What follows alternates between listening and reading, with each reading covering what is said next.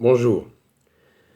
Nous sommes le mercredi 27 mai 2020, jour de résistance et de grande colère.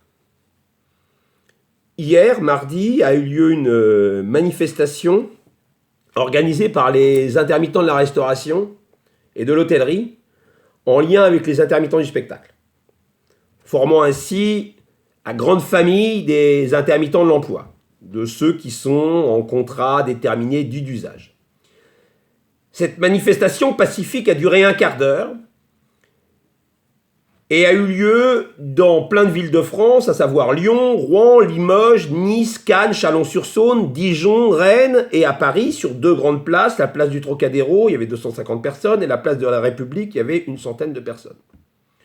À chaque fois, les gens étaient séparés de 2 mètres de distance, donc respectaient les mesures barrières, avec une pancarte, avec le nom, prénom, profession, une phrase, par exemple, je n'ai plus à manger, et avec le hashtag luttons pour ne pas mourir. Voilà. L'idée était évidemment de rendre visibles tous ces invisibles qui ont basculé dans une très grande pauvreté. Ce sont des familles entières, des femmes, des hommes qui n'ont plus de salaire, plus d'indemnité de chômage, et qui sont dans la plus grande détresse.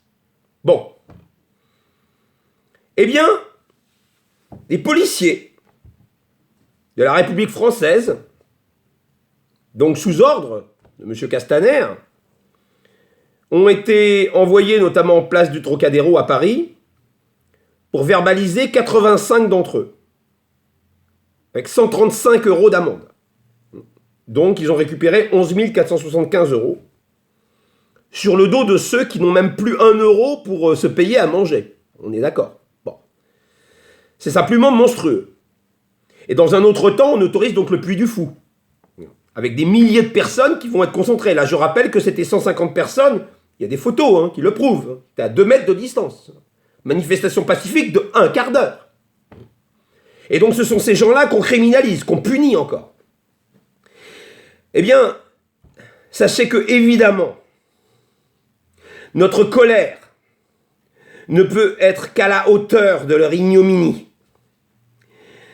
que leurs petites intimidations n'arrêteront pas notre combat. Je vous appelle vraiment à continuer le combat, à rentrer en résistance, et je vous assure, mes amis, je vous assure que nous gagnerons.